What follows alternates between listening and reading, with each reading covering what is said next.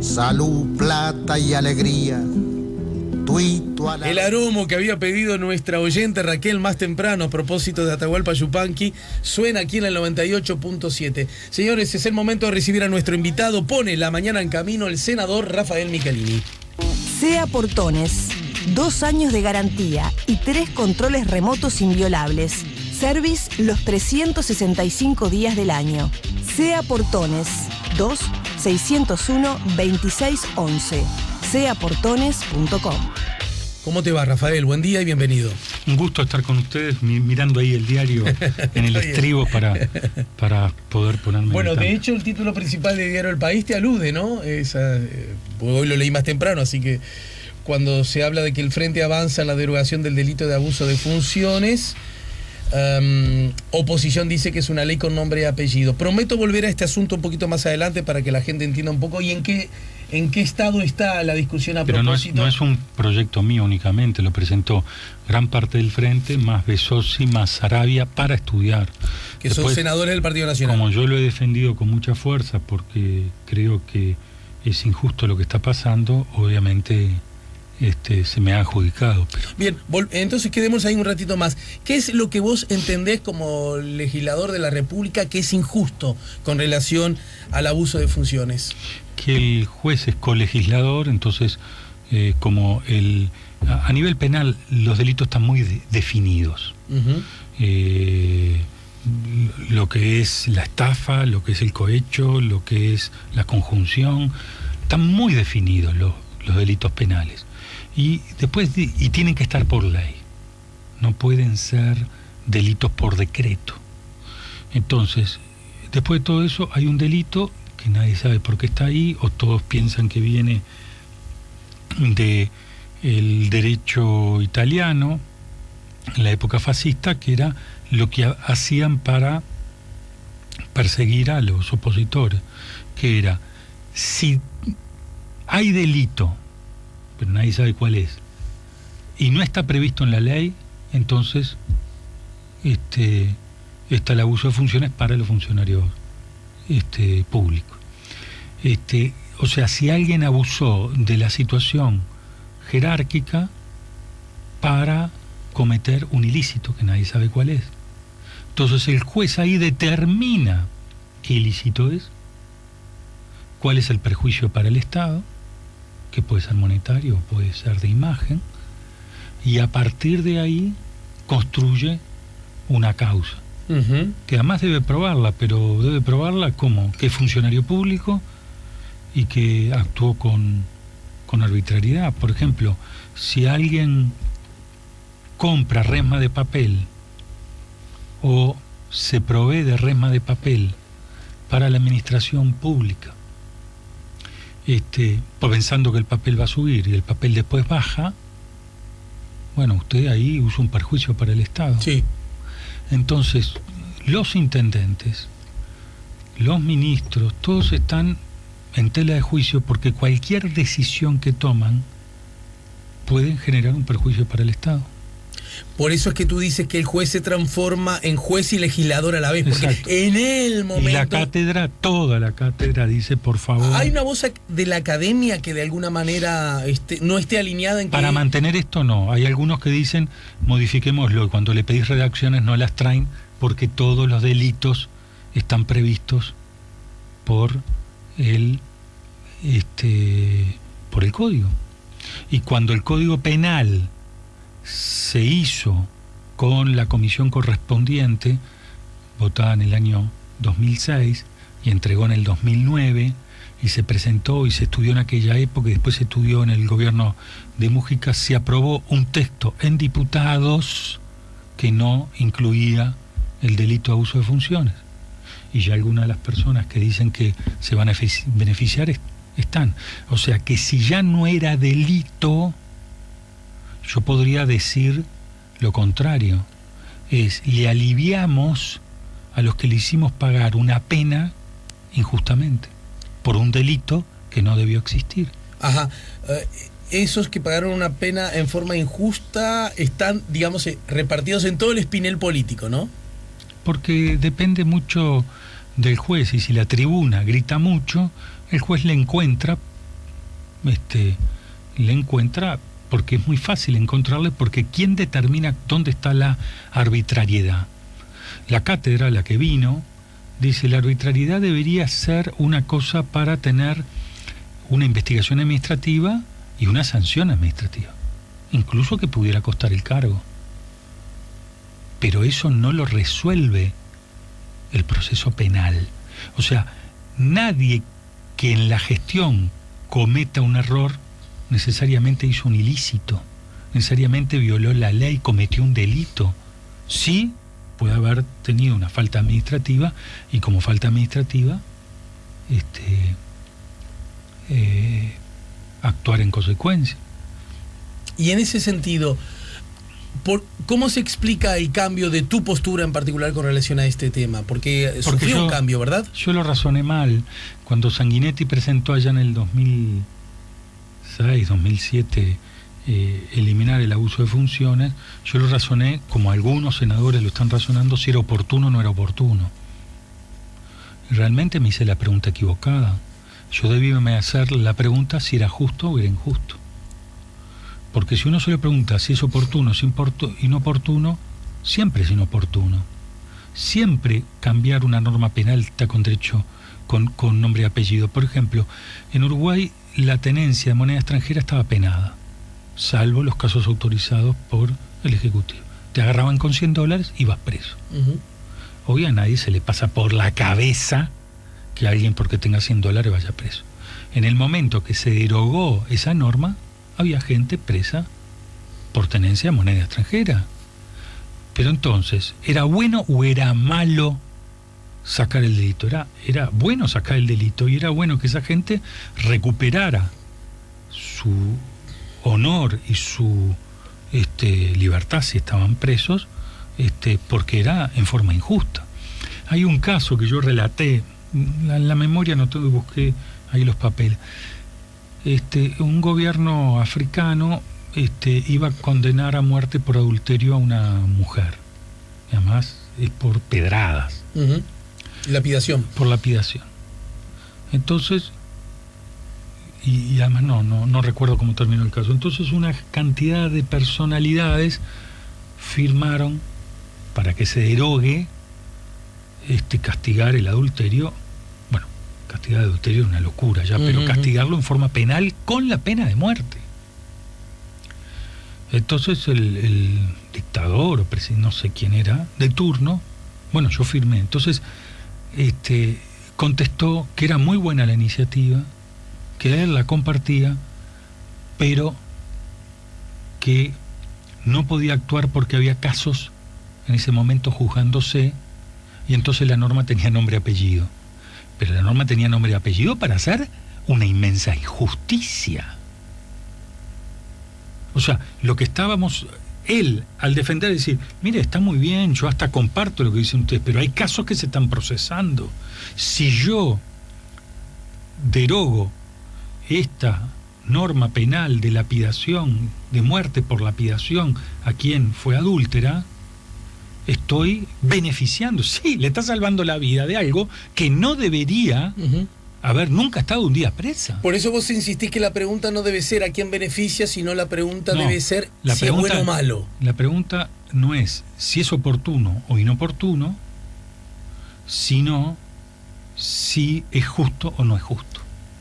Y yo creo que mantener el abuso de funciones es injusto. Y desde esta perspectiva, uno de los comentarios que se hacen es el siguiente, que creo que es de asidero la discusión, ¿no? Y tiene que ver con que, el Frente Amplio está gobernando Uruguay por tercer periodo consecutivo. Esto lo sabe cualquiera. Tercer periodo consecutivo, y además con mayorías parlamentarias, implica que ese partido de gobierno, en el ejercicio del gobierno, ha tenido la chance de hacer muchas cosas, pero también, esto es inevitable, la academia lo dice, provoca un implícito desgaste. 3 periodos consecutivos. Pero diría Felipe González, más desgaste. El poder desgasta, pero más desgasta quien no lo tiene. Entonces, es verdad que Felipe decía eso. Pero ¿por qué digo esto? El Frente Amplio, esta es una observación que hago, y que por lo tanto puede ser, y ojalá así sea, altamente discutida. Está recibiendo dos embates que tienen que ver con, uno de ellos, un principio histórico que el Frente Amplio, como imagen pública desde su nacimiento, largó hacia la ciudadanía, y tiene que ver con la transparencia, que tiene que ver con la honestidad, que tiene que ver, traducir una palabra clave, una frase clave, no metemos la mano en la lata, y si la metemos, cortamos la mano. No, pero perdón, si una persona mete la mano en la lata, está el tema de estafa, cohecho, está todas las figuras penales correspondientes. Gracias por el comentario, porque me ayuda a ir más rápido. Y un juez, si tiene las pruebas para eso, actuaría en consecuencia. La pregunta es, si nosotros derogamos el delito de abuso de funciones y teniendo en cuenta la claridad con la que vos precisaste cuáles son los problemas que tiene, ¿no puede haber gestos de gobierno que de alguna manera sean de carácter delictivos, que queden impunes y por lo tanto alimenten dos asuntos que son inadmisibles? Primero, que la clase política entre ellos se cubre y de eso, con eso perjudicar la imagen que la propia institucionalidad tiene. Ya vimos lo que nos pasó cuando sufrimos de eso. Y segundo, le pegan el hígado a eso que el Frente Amplio logró generar. Nosotros somos diferentes a los otros. Que nosotros somos diferentes a los otros, sí, por una cantidad de aspectos. Nosotros creemos y tenemos la igualdad muy a flor de piel y hacemos un esfuerzo inédito por la igualdad. Nosotros, entre generar políticas que vayan a la equidad y la igualdad y tener un déficit fiscal tensionado, preferimos tener un déficit fiscal tensionado y seguir tratando de sacar los gurises de la calle, tratar de que la pobreza siga bajando. La agarramos con un 32-34, ahora está debajo del 10. Ese es nuestro objeto, y por supuesto la lucha por los derechos humanos, por supuesto la lucha por la justicia. Ahora, a nadie se le pone a pensar que yo piense que, por ejemplo, a los militares hay que juzgarlos fuera de las garantías del debido proceso, acordes a la Constitución y la ley. Esto es lo mismo. A nadie se le puede pensar que el Frente Amplio, que lucha contra la corrupción, que además la vemos a los dos lados de nuestro país, lo que significa esa situación, vamos a dejar de luchar contra ello. Lo que decimos es que los delitos tienen que estar tipificados. Si alguien considera que un delito no debe debe existir, pongámoslo, pero nadie nos trae una redacción alternativa. La academia casi se burla de que este artículo siga manteniéndose en pie.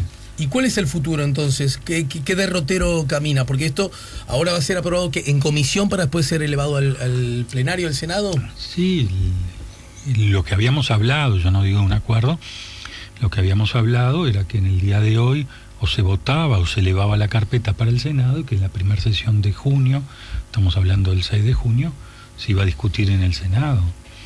Este tema, repito,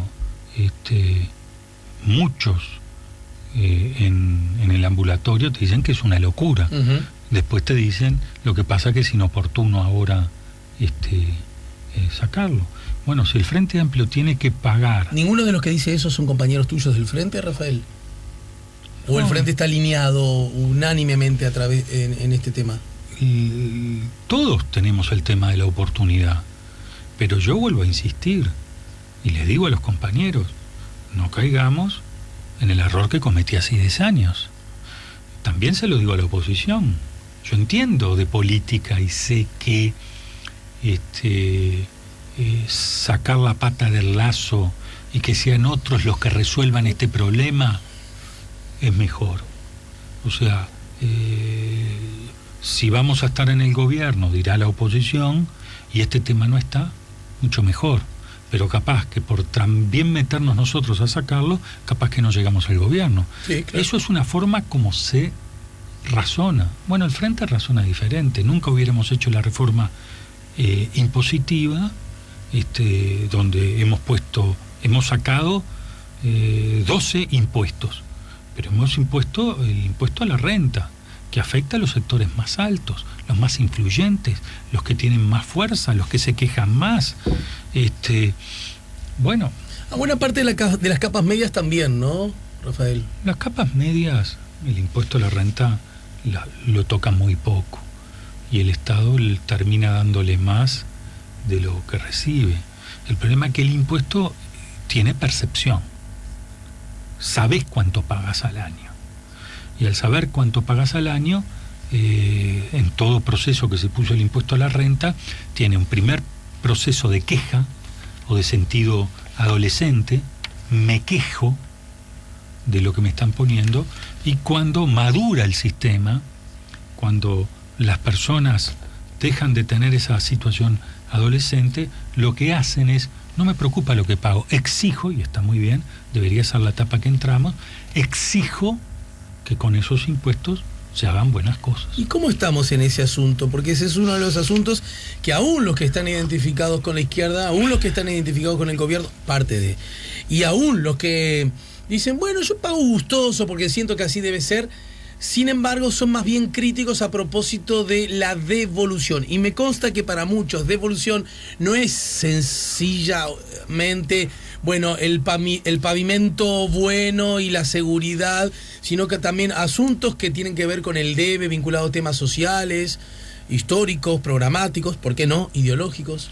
De ahí se sacó, de ese dinero que se paga de impuestos, se sacó una computadora por niño y niña en edad escolar. Todos estos logros de robótica es producto que hay una nueva generación que, como dicen los gurises, la hacen de goma a la computadora, y ahí primero entró en los sectores más bajos.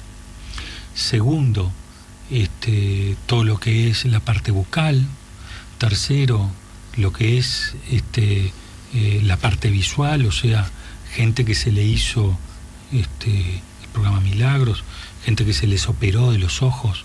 Ya llevamos más de 50.000 personas operadas de los ojos, seguramente a $1.500. No las minimizo, pero están un poco lejos ya, ¿no? Estamos hablando de 2005, 2006, 2007. Las operaciones se siguen haciendo todos los días. Operaciones, lo que pasa que ocurre que es como el agua. Nadie se acuerda que el agua la traían carreteros, pero una vez que está, la incorporás, y está muy bien que sea así. Por ejemplo, nadie se acuerda que había toda una discusión en la velocidad que tenía Internet. Estamos hablando de no más de 6 años, 7 años. O sea, el nivel de conectividad que Uruguay tiene y el nivel de rapidez que tiene Internet, estamos debajo de Corea. ¿Habrá algún estado norteamericano, Nueva York, que tenga el nivel de rapidez? Pero estamos muy por encima de todos los países americanos. Se dirá, bueno, somos más chicos, sí, pero se hizo una inversión muy grande. Ya eso está fuera de discusión. La velocidad de Internet está fuera de discusión. Yo les pido que vayan 5 o 6 años atrás a ver qué era lo que pasaba, cuál es la discusión. La discusión, está muy bien el plan Ceibal, se incorporaron a las carreteras, a lo que son las señales, más actores, se enlenteció Internet. ¿Quiénes se quejaban? Los que estaban. Es como en el tránsito. Ahora el tránsito está peor porque más gente accede a autos. En el caso de Internet pudimos mejorar sustancialmente la conectividad, y ahora con el cable que se estaba poniendo, no sé si ya se terminó, donde Uruguay es propietario de ese cable que viene de Estados Unidos, y que se arregló para que de San Pablo o alguna ciudad brasilera llegara al Uruguay, le vamos a poder dar incluso Internet a Argentina, que hasta ahora salíamos por Argentina, nosotros al mundo. Entonces, hay que seguir trabajando y hay que seguir esforzándonos. Y está muy bien que la gente exija. Y a propósito del esfuerzo, uno de los esfuerzos que en el último tramo los uruguayos, desde que comenzó este año, o parte de ellos, están llevando a cabo a modo de esfuerzo, tiene que ver con una carga tributaria que, entre otras cosas, busca como objetivo abatir en un punto el déficit fiscal. Todos los gobiernos de Uruguay han entregado el país al su gobernante siguiente con déficit fiscal. Pero una curiosidad se produjo en el último entrega de gobierno, y es que el mismo gobierno, el mismo partido de gobierno, le entrega a su mismo partido de gobierno un déficit fiscal altísimo. ¿Qué explicación tiene eso? ¿Qué razonable explicación tiene? Cuando dicen altísimo, ¿qué es altísimo? Bueno, hasta el punto que hay que bajarlo en un punto, ¿no? Si no fuera tan alto, no estamos hablando haciendo de bajarlo, este esfuerzo. De bajarlo en un punto en 3 años. O sea, estamos hablando de bajar 0,30 por año. ¿Qué es altísimo? Altísimo es que en el momento de más complicación de Argentina y Brasil, el Estado uruguayo ponga recursos, endeudándose, por supuesto, para que Uruguay mantenga su ritmo de crecimiento. Y por primera vez en la historia, desde que se mide, Uruguay no es la media de lo que le pasa a Argentina y lo que le pasa a Brasil, sumado, dividido 2, siempre estamos en la mitad, sino que Uruguay crece y Brasil y Argentina decrece. Nosotros no podemos dejar de andar en bicicleta, seguir pedaleando y perder el equilibrio. Nosotros tenemos que seguir esforzándonos. Los niveles de recaudación de la DGI estos primeros 4 meses fueron muy importantes. Y seguramente, si viene UPM, tendremos quizás un déficit fiscal todavía más bajo que el prometido por el gobierno. Pero lo más importante no es mirar la casilla del déficit fiscal, es mirar la casilla de seguir creciendo. El déficit fiscal, ayúdame Rafael, por favor, si me estoy equivocando, pero el déficit fiscal, entre otras cosas, es importante porque un déficit fiscal alto hace que la calidad o las posibilidades de que un país se endeude sean bajo otras condiciones y ponga en riesgo algo que es muy valioso para el presidente. Lo dijo hace exactamente un año atrás, el 1 de marzo anterior, ¿verdad? El grado inversor, ¿verdad? Un dato que concedeme que hace 20 años atrás no lo manejábamos en forma tan pública y ahora la gente lo maneja. O sea que es importante, ¿no? No, el déficit fiscal, nadie puede mantener su nivel económico solo endeudándose. Eso no es riqueza real. No estamos hablando de eso. Lo que estamos hablando es si en un momento a la baja en Argentina y Brasil nosotros debíamos poner parte de nuestros recursos para mantener al Uruguay a flote. Y ahora, cuando yo pienso que Brasil y Argentina van a empezar a recuperar porque el envión va a venir para arriba, más allá de los problemas políticos que uno está viviendo, Uruguay todavía va a ir más arriba y va a poder recuperar ese nivel de crecimiento y por lo tanto de pago con riqueza real de su propio servicio. Pero el déficit fiscal está determinando la confianza. Si Uruguay pagó en el peor momento del 2002, los bonos uruguayos se mantienen muy altos porque hay mucha confianza. Un déficit fiscal, por ejemplo, de 4% para Estados Unidos no es nada, porque todo el mundo sabe que Estados Unidos paga. ¿Sí? ¿Me explico? Sí. Entonces, el déficit fiscal determina tu nivel de endeudamiento y determina que a largo plazo tú no podés mantener eso porque eso no es riqueza real. Pero si nosotros hubiéramos tenido otra actitud y decir, bueno, en vez de bajar un punto de aquí al 2019, hiciéramos un shock de ajuste, cual no hicimos, nosotros derraparíamos. Es como un auto que usted le aprieta el freno, cuando va a toda velocidad le aprieta el freno, puede hacer un trompo y no sabe dónde terminar. Entonces nosotros en la época más compleja lo hemos superado, seguimos, se cree que este año el Uruguay va a crecer más que el año pasado, ya el año pasado se creció más de los pronósticos y con las noticias de UPM, toda la sensación es que Uruguay va a seguir creciendo. Si crece Uruguay, el déficit baja solo. En ese contexto se viene la próxima rendición de cuentas. Me gustaría hablar algo sobre eso luego de la pausa, ¿te parece? Perfecto. Y por supuesto del nuevo Código del Proceso Penal, ¿dónde debemos ubicarnos nosotros los ciudadanos acerca de qué importancia tiene, por qué necesariamente es una buena noticia, y si las observaciones distintas que llegan de distintos lugares acerca de los problemas que tendría la aplicación del nuevo código son de recibo, cuáles de verdadero recibo, cuáles no tanto, y cuáles en efecto justificarían un retraso en la aplicación del mismo. Luego de la pausa, ¿sí? Estamos con Rafael Michelini, estamos poniendo la mañana en camino. Ya volvemos con La Mañana en Camino. Como le ha sacado el freno, tranquilo su flete está bajo la sombra de un tala. Estamos poniendo la mañana en camino, son las 10:01, estamos conversando, último tramo de la charla con el senador Rafael Michelini, a propósito de diversos temas. Ya vamos a ir al nuevo Código del Proceso Penal, pero antes, mira, cito como fuente La República, que hoy dice: Gobierno define hoy pautas para proyecto de rendición de cuentas. Le cuento a la gente, lo hice más temprano, que hoy se realiza el Consejo de Ministros, no se hizo ayer porque el lunes fue feriado. Pero en todo caso agrega que el astorismo no acompaña aumento de la presión tributaria que afecte nivel de inversiones. Antes que hacerte una pregunta al respecto, una pregunta que puede lucir pícara, pero créeme que no lo es. ¿Vos formás parte del astorismo? Por supuesto, yo No, pero entendés, porque una cosa es yo me considero Frente Liber Seregni, uno de los ideólogos del Frente Liber Seregni, y naturalmente su referencia principal es Astori. Yo el tema económico lo abordo desde un punto de vista mucho más político que económico, que no quiere decir que tenga razón.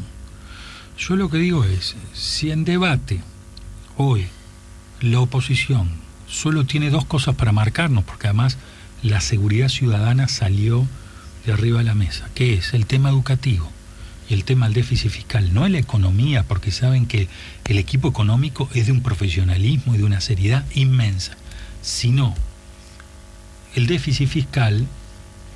Y yo voy a una rendición de cuentas que, aunque esté en condiciones presupuestarias de equilibrio, voy a abrir un flanco político directamente en uno de los talones que la oposición va a insistir. Yo iría con una rendición de cuentas lo más moderada posible. ¿Gasto cero? No, lo más moderada posible, que hay que corregir cosas, de tal forma de quitar arriba de la mesa cualquier circunstancia que vulnere ese nivel de profesionalismo, seriedad, ponderación y claridad que tiene nuestro equipo económico.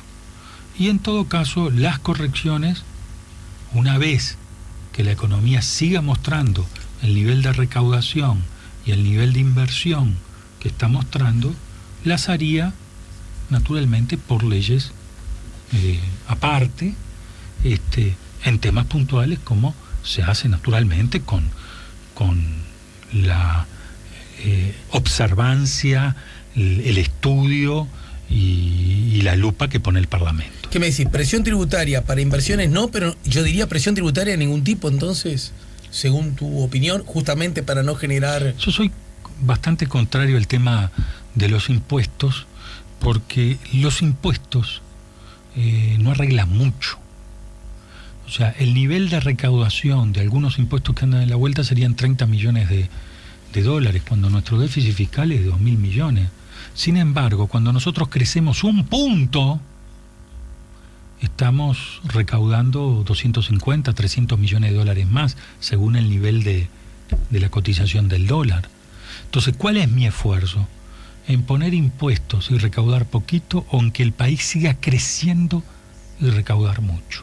Yo voy por esta segunda opción, pero esta segunda opción, ¿qué implica? Implica para que el que invierte seguir apostando que los niveles de profesionalismo del equipo económico son fuertes, no le preocupan a los agentes que toman decisiones de inversión hacerla si ven equipos económicos muy claros como el nuestro, pero que se preocuparían si, por ejemplo, se generan situaciones de desequilibrio no queridas.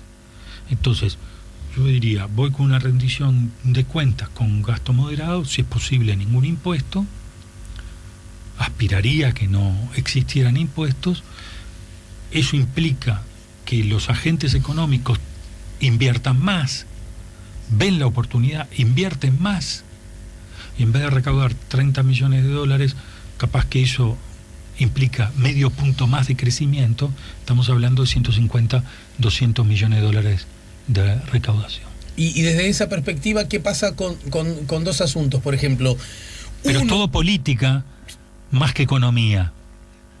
No sé si la gente... Es un tema de percepciones, de por dónde vamos, no el aspecto contable, si tengo tantos impuestos recaudo tanto. Hablemos justamente de política. En el marco de la última elección, por diversas razones, nunca podrán establecerse con exactitud, el Frente Amplio gana las elecciones, por diversas razones. Pero es indudable que una de ellas tenía que ver con un anuncio programático de carácter electoral, una verdadera novedad para el Uruguay que tenía que ver con el Plan Nacional de Cuidados, ¿no es cierto? Una bandera novedosa para la política del Uruguay. El Frente Amplio exhibe ante la ciudadanía un programa que la incluye.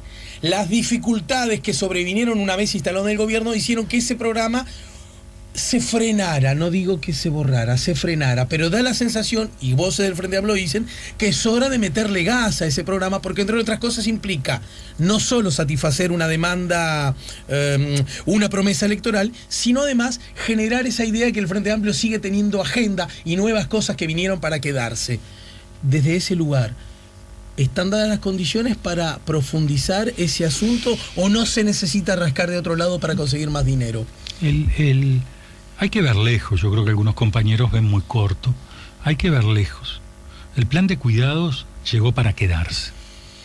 A la escuela pública le costó 50 años afirmarse para que nadie más la discutiera. La monia y la túnica no vinieron con la escuela pública el primer día que se instaló. Vinieron 40, 50 años más tarde, cuando la escuela pública se terminó de consolidar en Uruguay. El plan de cuidados llegó para quedarse y impacta en el lugar donde hay más pobreza, o sea, la mujer con niños, que si sale a trabajar, ¿con quién deja a los niños? Sí. Y si se queda con los niños, ¿cómo le da de alimentar a esos niños? O las personas que tienen mayores o personas que no se pueden atender por sí mismas por problemas de enfermedad en su casa. Ahí es donde está el núcleo de la pobreza. Pero vos podemos no quedarse, pero está andando, está girando, está funcionando. Sí, eso. Claro, se están tomando 1000 y pico más de personas este año de cuidadores. El sistema, nosotros le podemos poner mucha plata, pero el sistema tiene un tema de maduración. Nosotros podemos contratar más cuidadores, pero esos cuidadores hay que prepararlos. Son muchos. Por esa plata no quieren estar esas 4 o 5 horas cuidando a algún enfermo. O sea, el sistema hay que irlo regulando, hay que irlo viendo, hay que irlo estudiando. Yo me acuerdo cuando un senador del Partido Nacional, que ya no es del Partido Nacional, se quejó de los $50.000 que le estábamos poniendo en el presupuesto nacional del 2005 a las ceibaelitas. Dijo, con $50.000 no van a poder atender, a pesar de que saliera $100 cada una, algo que llevar una tablet a cada niño o niña en edad escolar superaba los 50 millones de inversión de compras, más todo lo que implicaba el caudal humano para llevarlas adelante. Y lo que le respondió el gobierno es, mire, esto es una excelente idea, los recursos van a estar, pero nosotros en este presupuesto no vamos a poner más recursos que los que necesitamos inicialmente para que la cosa vaya funcionando. En el programa de cuidados, toda la plata que le hemos puesto se ejecutó, pero no alcanzó a ejecutarse toda, por la simple razón es que esto se está aprendiendo. Bueno, las cosas llevan su tiempo. ¿Y cuáles son los compañeros tuyos que ven corto y no ven lejos? Los que tú decís que creen que el Frente Amplio tiene que estar con la agenda a la cabeza. Todo el tema de la marihuana. ahora se va a empezar a vender en julio. Costó 2 años y pico hacerlo. Era una excelente idea para terminar con, por un lado, la gente que iba a las bocas de pasta base para comprar marihuana, por lo tanto se les autorizaba tener plantas, lo cual muchos ya tenían y estaban arriesgando su libertad.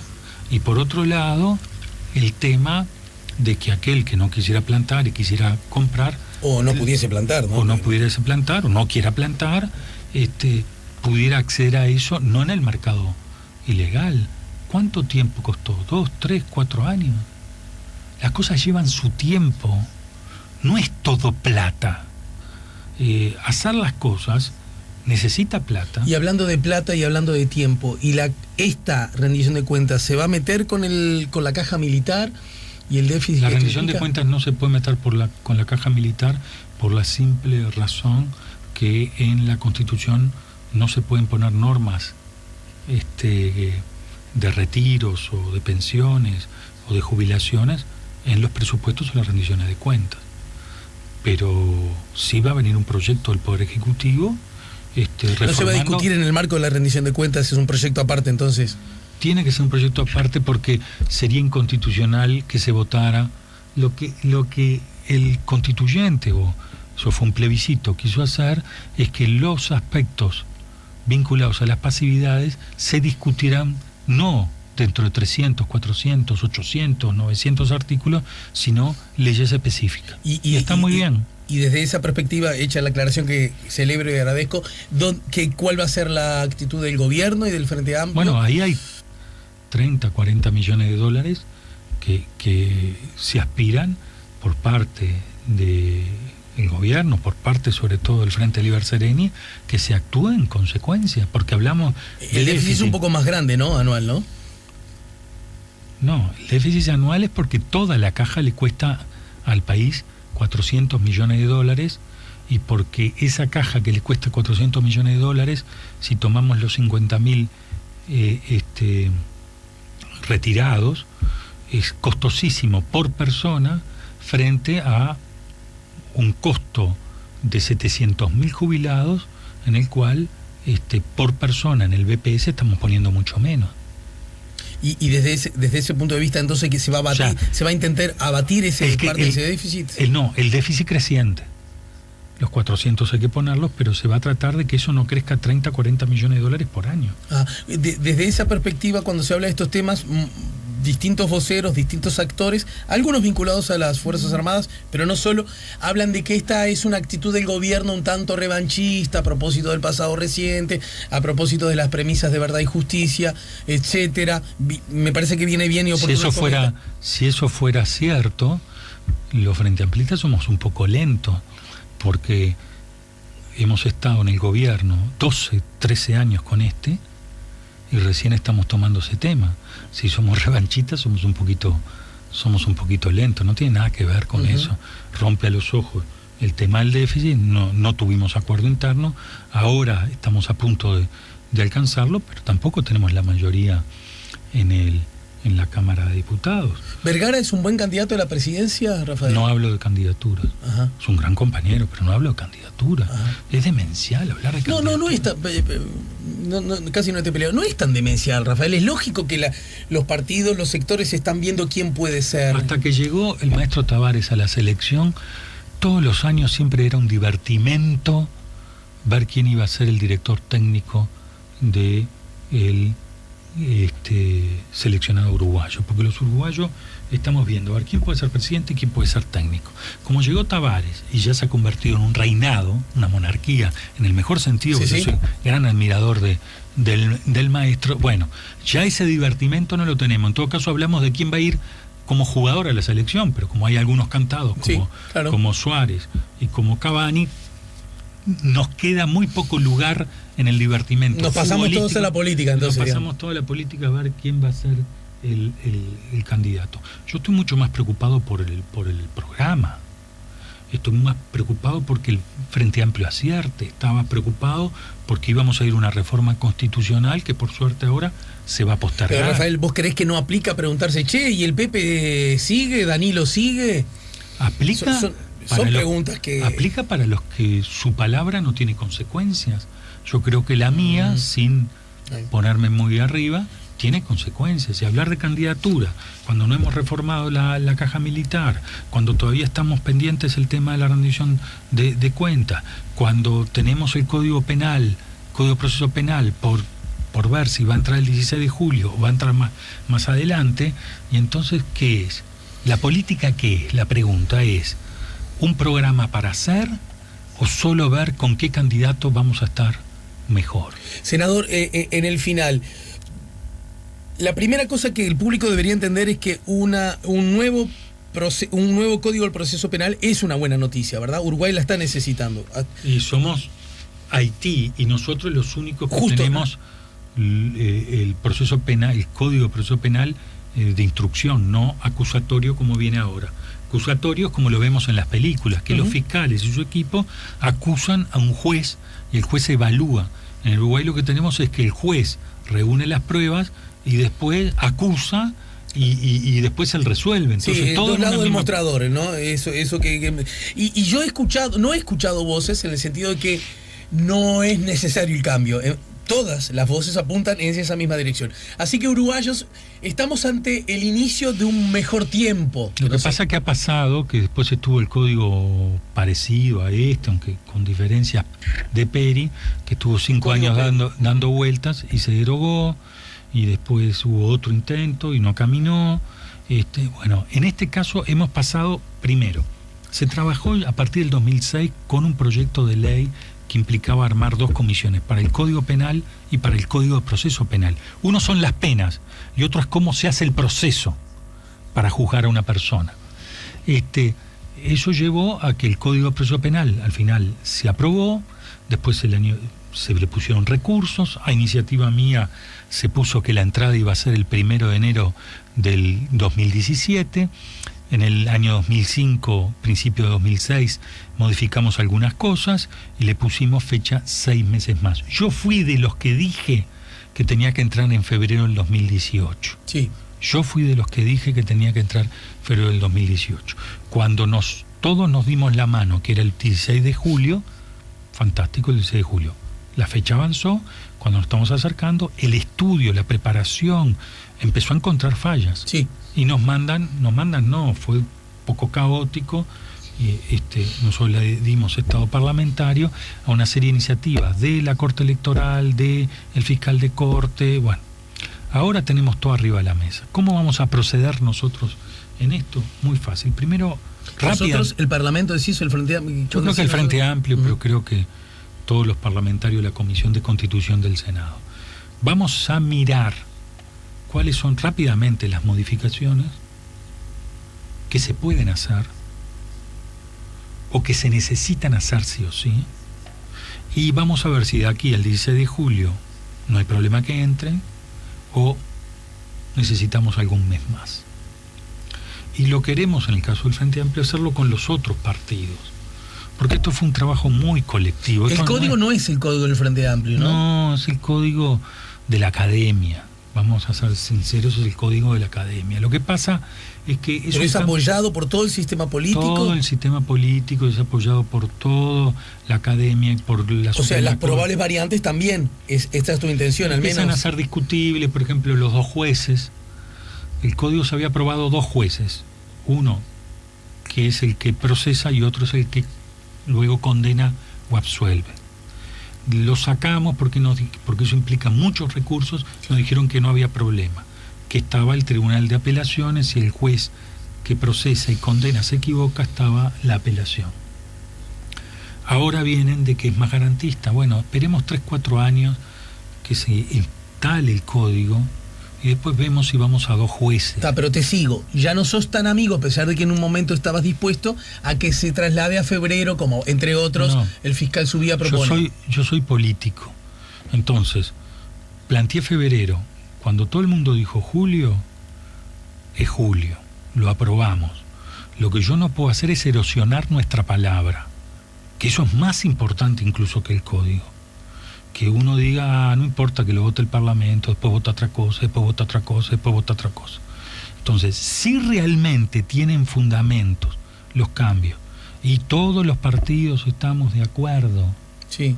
Todos los partidos mayoritarios, estamos de acuerdo en dar algún mes más. Y nos comprometemos que sea la última prórroga, siempre y cuando entre el código este año. No el año que viene como yo planteaba. Porque cuando yo planteaba el año que viene era una discusión de fechas y de procesos. Cuando al final todo se votó para el 16 de julio, la prórroga tiene que ser de semana, de algún mes. Claro, en lugar de julio, agosto, septiembre, pero no febrero. No febrero, pero no es que esté en contradicción conmigo mismo, no, es que estamos poniendo en juego la palabra de todo el sistema. Entiendo. Si todo el sistema fue para julio, se necesitan algunos meses más. Bueno, demos algunas semanas, algunos meses más. No es como yo había dicho que era en febrero, entonces tengo razón y ahora todos vienen a mi pie. No, porque lo que yo planteé en ese momento para mí tenía sentido común. Cuando todo el mundo dijo llegamos a julio, entonces les creo a ellos, llegamos a julio. Si ahora me dicen no llego, no me lo tires a febrero, porque entonces hicimos una estimación muy mala y la palabra de la Suprema Corte y la palabra de los fiscales y del fiscal de Corte se erosiona. Hay que tener algún mes más. Pero el fiscal de Corte es el que dice que hay que aplazar un poco, ¿no? Porque hay un tema hay dos temas que yo creo que tienen razón. Después vemos si tienen razón para el plazo, pero para modificar. Hay un tema que es el tema de la libertad. Cuando una persona es detenida, hoy ya no sale hasta que el juez, que eso es muy malo, hasta que el juez sepa si es culpable o inocente.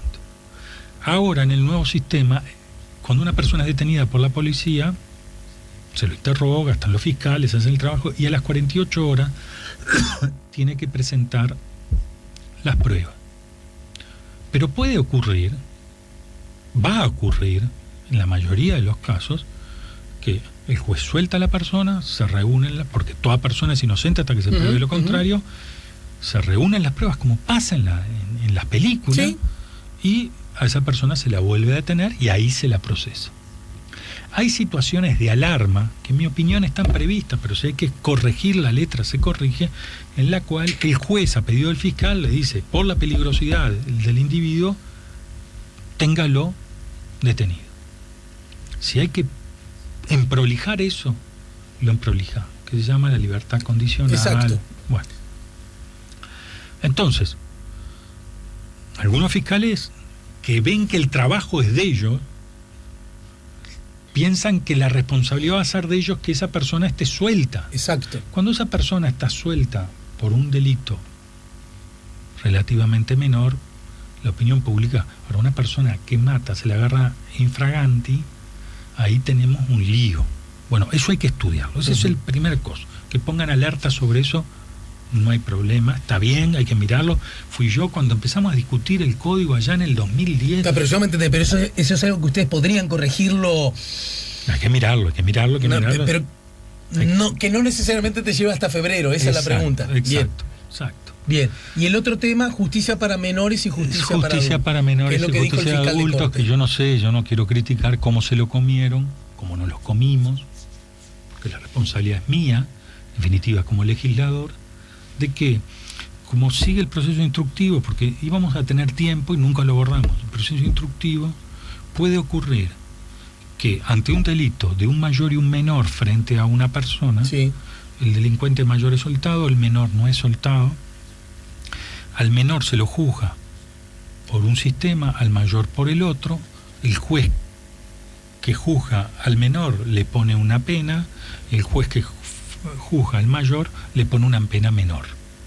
Entonces, ese sentido de... Luce como una contradicción, ¿verdad? Ese sentido de protección de los jóvenes, cuando se supone que el mayor tenía plena conciencia de lo que estaba haciendo y arrastró al menor, no parece lógico que tengan penas diferentes a favor la menor pena del mayor. Bueno, si nosotros, corrigiendo eso, tenemos que dar algún mes más, no me preocupa.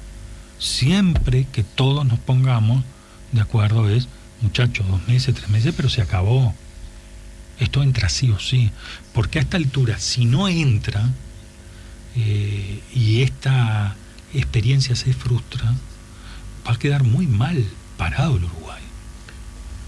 Bien, Rafael Michelini, gracias por el tiempo. Hay una larguísima lista de otros temas y de nuevas perspectivas a propósito de los que ya hablamos. Servirán de excusa para que nos reencontremos más temprano que tarde. Bueno, a las órdenes siempre. El senador de la República nos ayudó a poner la mañana en camino. Ya estamos en condiciones de decirles que después le vamos a dar datos que a propósito de esta conversación y todas las que surjan aquí en La Mañana en Camino, a través de YouTube y el canal de La Mañana en Camino, usted podrá volver a escucharlas si tiene ganas de ello, o de escucharlas por primera vez si se perdió esta oportunidad. Nos vamos a la pausa. Al regreso, Álvaro El Curi, el psicólogo uruguayo, en su columna Los psicólogos no sirven para nada.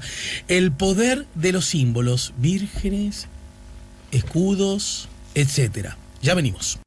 SEA Portones, 2 años de garantía y 3 controles remotos inviolables. Service los 365 días del año. SEA Portones, 2-601-2611. seaportones.com.